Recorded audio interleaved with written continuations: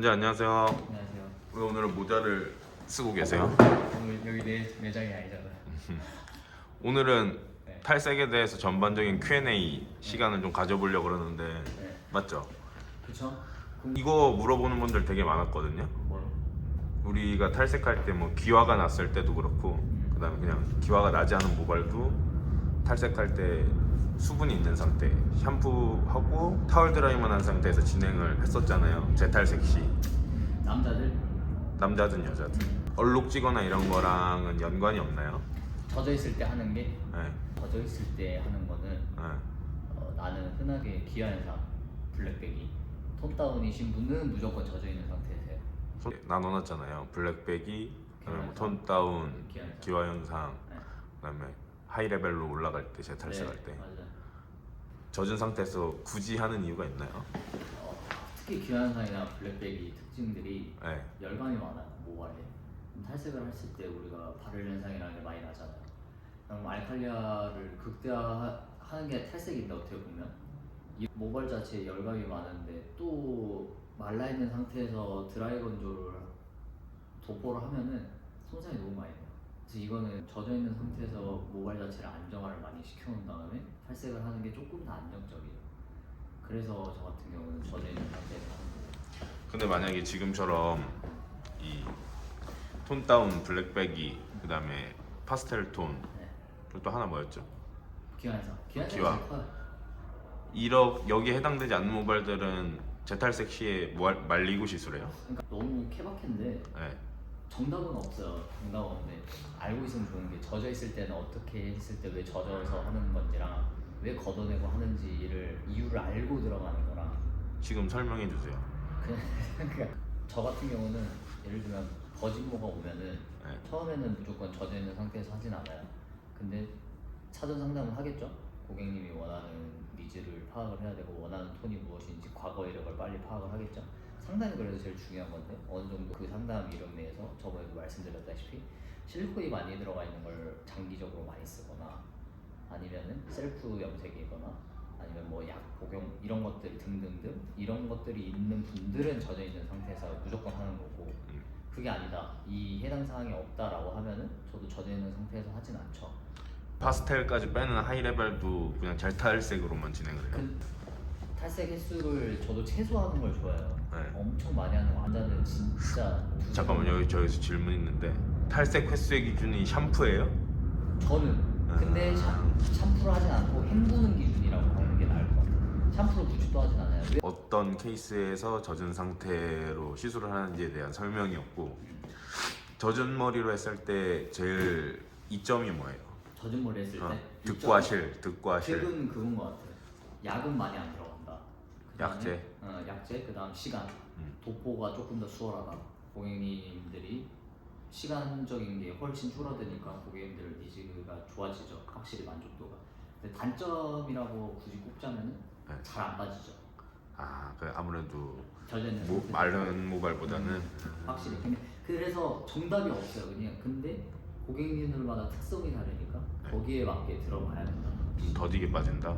원장님 원장님 보통 호일 즐겨 쓰잖아요. 그쵸. 랩핑을 하는 분들도 있고 그 둘의 차이점은 뭐예요? 열 전도율이라고 하면 조금 더 이해하기가 쉬울 텐데 네. 호일이 제일 좋아요. 열 전도율 자체가. 열이 고르게 돌아서 랩도 당연히 그만큼의 보온을 해주니까 좋죠. 그래서 이것도 고객님들 모발마다 조금 더 다르게 디테일하게 들어가야 되는 부분. 어떤 분들은 탈색할 때 열기구를 쓰시는 분들도 있고 그다음에 스티머를 쓰시는 분들도 있고 어떤 게 맞는 거예요? 자연 방치를 하는 분들도 있고. 이건 내 기준이야. 네. 나는 열처리랑 스티머를 절대 안 써요. 네. 이게 왜냐면은 우리가 모발이 끓잖아요. 어찌됐든 알칼리아로 극대화를 시키는 거고 네. 모발이 많이 열이 받는 상태인데 거기에 또 열처리랑 스티머를 한다? 그럼 모발 손상이 많이 된다? 손상이 많이 되죠. 막말로 아작이 날 수도 있죠. 특히 열처리는 제가 진짜 싫어하죠. 그래서 이 부분에 대해서는 뭐 제가 만든 게 아니에요 절대. 저도 엄청 싫어해요. 그래서 저는 열처리를 절대 하지 않아요. 열 처리는 되도록이면 안 하는 게 나아. 그게 고객님을 위한 거예요. 예를 들면은 이분이 오늘 나한테만 한다. 그래서 나의 만족도만 높이려고 하면은 열 처리를 하겠죠. 왜냐면은 빨리 해야 두 되니까. 번 만에 빨리 해버리고 염색을 하면은 되니까 탈색이 엄청 잘 되니까. 네. 그런데 문제는 고객님이 다시 컬러 재방이 됐든 리사이클이 다시 왔을 때 다른 디자이너들이 책임을 져야 되는 경우가 많잖아요. 근데 그런 이력 자체를 내가 완벽히 알 수는 없잖아. 저는 제 교육을 하는 교육생들한테도 그렇고 제가 막 인스타 라이브나 이런 거 할 때도 그런 얘기 꼭 해요. 열처리 웬만하면 쓰지 말라. 열처리 쓰면은 이게 뭐 고정돼 있는 것도 있고 돌아가는 것도 있고 여러 가지가 있잖아요. 그쵸. 부분적으로 열이 가해져서 안 좋지 않나요? 다 고객님이 가만히 앉아 계시잖아요. 그럼 모발 뭐 이렇게 열처리가 돌든 가만히 있든 어느 한 곳만 모발이 엄청나게 잘 빠질 건데 네. 그러면은 그 손상도의 감도를 버진모에서 하면은 당연히 그날은 괜찮겠죠. 내가 근데 왜 이렇게 열처리나 네. 뭐 젖었을 때 도포하고 이런 거에 민감한지 알겠어. 파스텔 하니까 그런 거예요.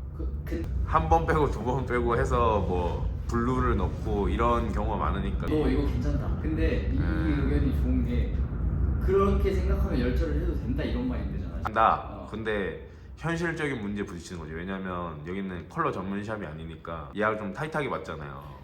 나는 근데 직원으로 있을 때도 열처리는 절대 안 했어요.